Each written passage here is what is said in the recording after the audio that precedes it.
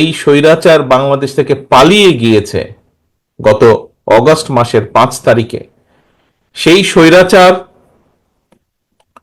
গত 16 বছরে সারা বাংলাদেশে এইরকম হাজারো গোলাম রাব্বানীকে হত্যা করেছে এবং লক্ষ লক্ষ পরিবারকে নির্যাতিত করেছে।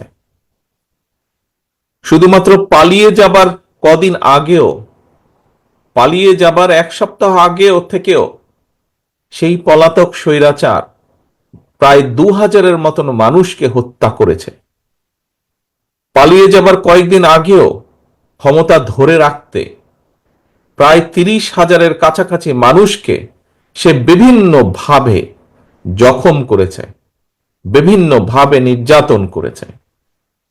প্রিয় ভাই বোনেরা, এই যে গোলাম রাব্বানী, এই মানুষটি কে ছিল? মানুষটি একজন সাধারণ মানুষ ছিল, মানুষটি একজন রাজনৈতিক কর্মী ছিল। তার দোষ কি ছিল?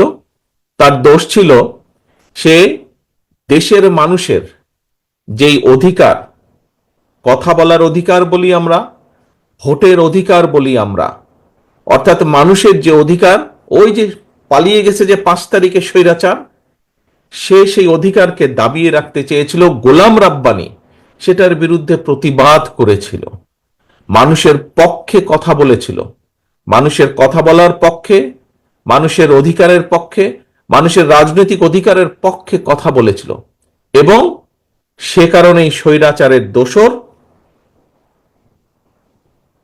তাকে হত্যা করেছে, এরকম বহু হত্যা করেছে।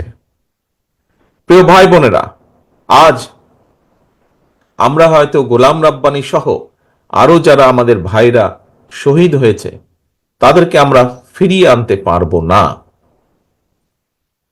যারা বিভিন্নভাবে ক্ষতিগ্রস্ত হয়েছেন, আমাদের যে সকল ভাইরা বোনেরা ক্ষতিগ্রস্ত হয়েছেন, বিভিন্নভাবে পঙ্গুত্ব নির্যাতনের শিকার হয়েছেন, পঙ্গুত্ব বরণ করেছেন, তাদেরকে হয়তো চিকিৎসার মাধ্যমে আমরা কাউকে কাউকে সুস্থ করে সম্পূর্ণভাবে সুস্থ করতে পারবো, কাউকে কাউকে হয়তো কিছুটা হলেও আমরা সুস্থ করতে পারবো।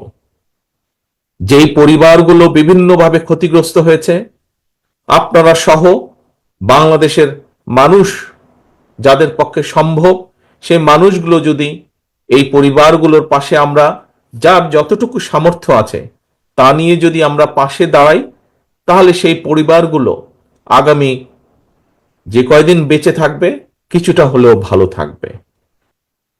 প্রিয় ভাই বোনেরা, আজ স্বৈরাচার পালিয়ে গিয়েছে, বাংলাদেশের মানুষ এখন স্বৈরাচার মুক্ত। এখন সামনে আমাদের আরেকটি বড় যুদ্ধ। কি সেই যুদ্ধ?